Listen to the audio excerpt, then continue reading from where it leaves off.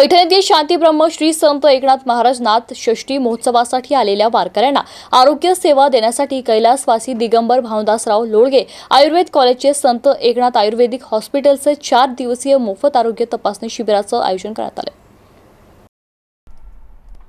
या शिबिराला माजी केंद्रीय मंत्री रावसाहेब दानवे यांनी भेट दिली। यावेळी भाजपा तालुका अध्यक्ष लक्ष्मण आवटे, माजी नगराध्यक्ष सूरज लोळगे, तुषार सिसोदे, कल्याण गायकवाड, सिद्धार्थ परदेशी आदी उपस्थित होते।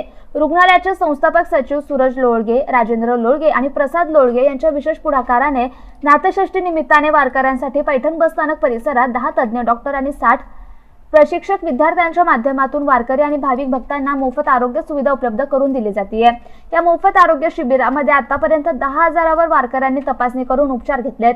शिबिरात doctor Ishwar Bhujbal, doctor Amol Patil, doctor Amrita Patil, doctor Tushar Ghanwat, doctor Amit Bhandekar, Ganesh Dolas, शल्य चिकित्सक श्रीराम भांगे, अभिषेक आदमाने, सुनीता पवार, सविता वाहुळ, अजय जाधव, समन्वयक वैभव पोहेकर, रुपेश जोशी, अतुल गटकर आदी परिश्रम घेत आहेत। गौतम बनकर, MCN न्यूज।